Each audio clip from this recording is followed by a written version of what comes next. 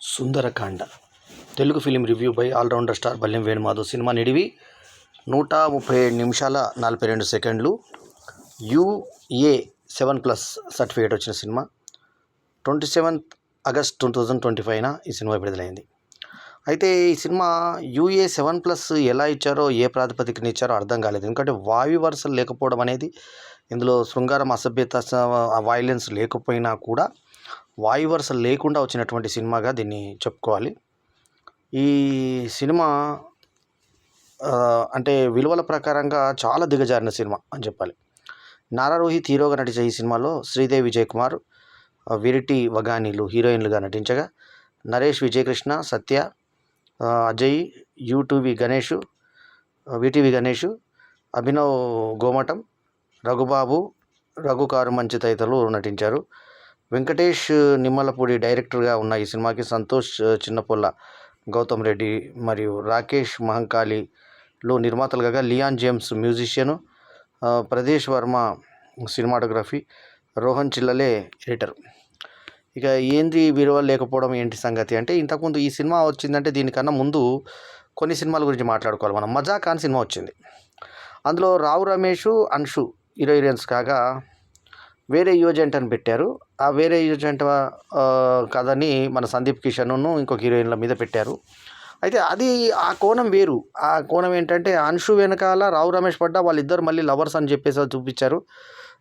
కొడుకు వెంటపడ్డా కూడా ఆ కొడుకు ఆమె వెంటపడ్డం కాదు అనేది, తండ్రి కోసం వచ్చాడనే దాన్ని చాలా క్లియర్గా చెప్పారు. శ్రీరంగ నీతుల సినిమాలోనేమో నాగేశ్వరరావు శ్రీదేవిని వెంటపడుతుంటే సత్యనారాయణ ఆమె చెల్లి అవుతుందనే దాంతో ఎంతో ఇబ్బందిగా పడుతూ ఉంటాడు. వీళ్ళిద్దరూ ఎక్కడ ఇదైపోతారో, కలిసిపోతారో అన్న ఉద్దేశంతో.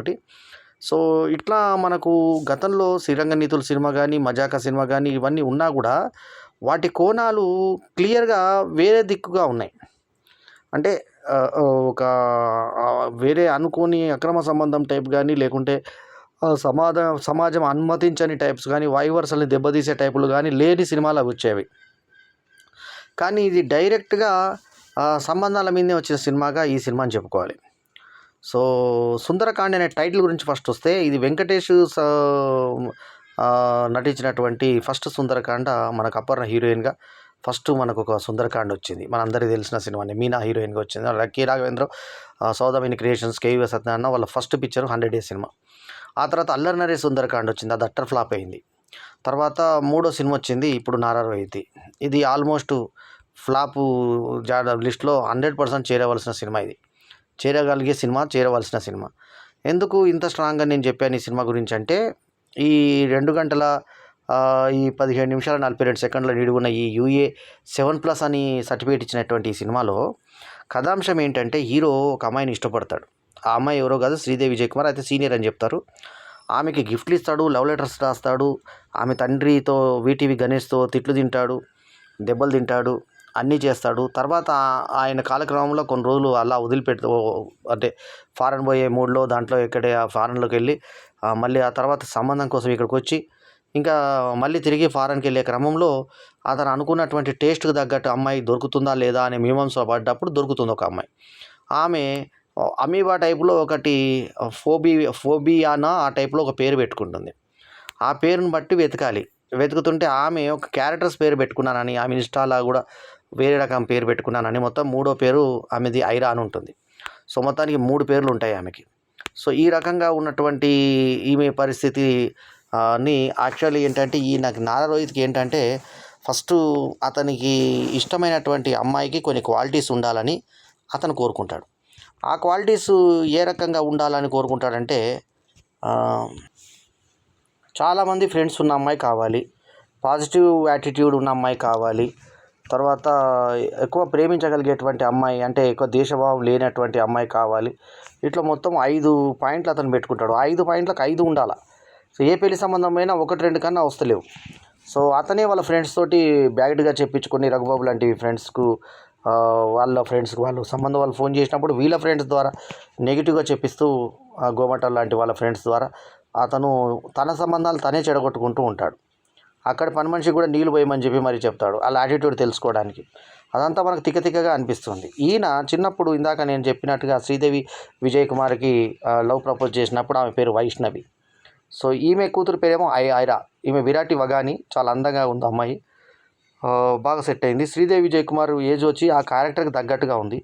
సిద్ధార్థ్ క్యారెక్టర్లో నారా రోహిత్ ఫ్రెష్గా పొట్ట లేకుండా ఈ మధ్య వచ్చినటువంటి భైరవ సినిమాలో కొంచెం పొట్టతో కనిపించిన నారా రోహిత్ ఈ సినిమాలో. అయితే నారా రోహిత్ గురువు నా ఫ్రెండ్ నటరాజు, ఆయన కోశాధికారి రచయితల సంఘానికి నాకు చాలా అత్యంత మిత్రుడు. అయితే నారా రోహిత్ ఇప్పటిదాకా చేసిన సినిమాలు అన్నీ కూడా ఒక డిఫరెంట్ బాణం దగ్గర నుంచి మొదలు పెడితే ఎన్నో సినిమాలు ఆయన చేసిన సినిమాలు అన్నీ కూడా చైతన్యపరిచే సినిమాలు, డిఫరెంట్ సినిమాలు. అసలు నారా రోహిత్ చేస్తున్నాడంటేనే ఒక డిఫరెంట్ యాటిట్యూడ్ వచ్చేటువంటి సినిమాలు. ఆయన అంటే చాలా అభిమానం నాకు. ఒకటి సూపర్ హిట్ పాట కూడా ఉంది ఆయనకి. తరనన్న నాన్న అని ఒక పాట ఒకటి ఉంటుంది. ఆ సాంగ్ కూడా నాకు ఎప్పుడు అది బాగా అంటే మంచి లిరిక్ అది. సో అట్లా నారా రోహిత్ సినిమాలను ఎంజాయ్ చేశాను. నాకు ఈ సినిమా చూసిన తర్వాత ఈ సినిమాని ఎలా ఒప్పుకున్నా నారా రోహిత్ అనిపించింది. పైగా స్టార్టింగ్ నారా రామ్మూర్తి నాయుడుది ఫోటో కూడా వేసి తండ్రికి స్మృతిగా అన్నట్టుగా ఫస్ట్ స్టార్టింగ్ వేశారు. సో ఇట్లాంటి సినిమా నా శృతికి ఇచ్చేది అని అనిపిస్తుంది మనకి. సో ఇందులో భైరవం సినిమాలో చేసిన నారా రోహిత్ ఒక లాటర్ క్యారెక్టర్ చేయాలని ఒక డిఫరెంట్ క్యారెక్టర్ ట్రై చేశాడు. ఆ క్యారెక్టర్ ట్రై చేయడం తప్పు కాదు, కానీ కథలో ఎంత అంటే ఒక అక్క పాత్ర ఉంటుంది.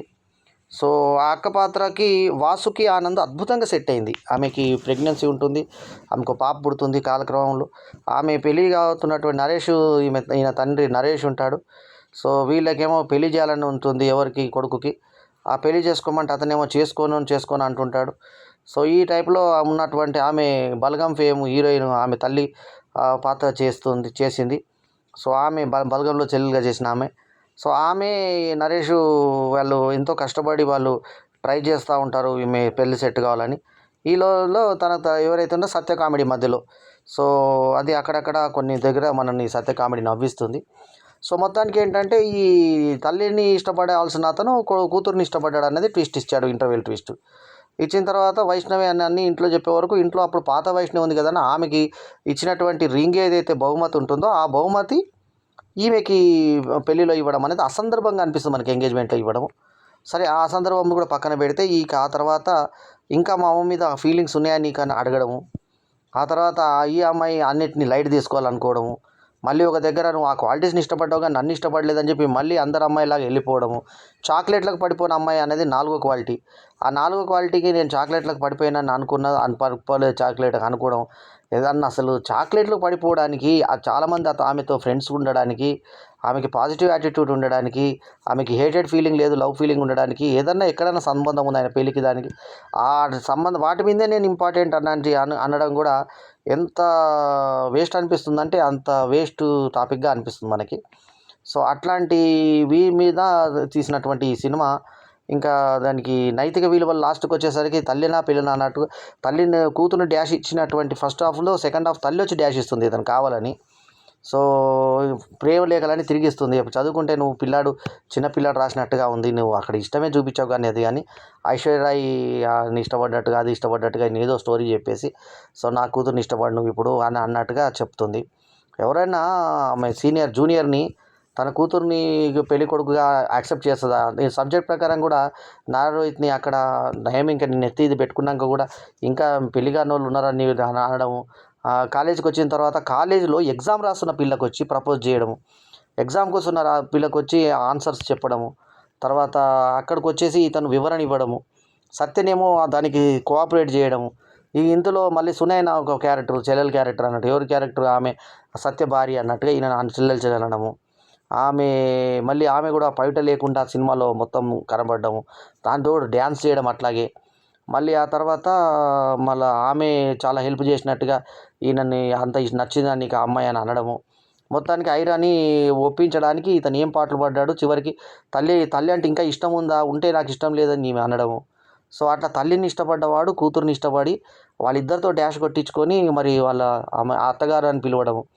థియేటర్లో ప్రేక్షకులు అసహనంగా కదులుతుండగా సినిమా మనకు ముగుస్తుంది. సో ఇందులో పర్ఫార్మెన్స్ల గురించి మనం ఏం చెప్తాం. యాక్చువల్లీ ఎప్పుడూ బాగా చేసే నారా రోహిత్ కూడా ఈ సినిమాలో కొంచెం ఆ బ్లాంక్ ఫేస్తో కనబడ్డాడు. సాంగ్స్ కూడా ఇంకా కథనే ఇట్లుంటే ఇక సాంగ్స్ ఎట్లుంటుందో ఆలోచించుకోవచ్చు. ఇంకా గోమటం కామెడీ అదంతా రొటీను. నరేష్ది రెగ్యులరు, నరేష్ అని తల్లిదండ్రుల పాత్రలో రెగ్యులరు. సత్యది ఒకటే కొంచెం అది కూడా మొనాటని రెగ్యులర్ వచ్చేటువంటి ఆ ఎక్స్ప్రెషన్సే, కాకపోతే అతను బాగా సిన్సియర్గా చేస్తాడు కాబట్టి అది.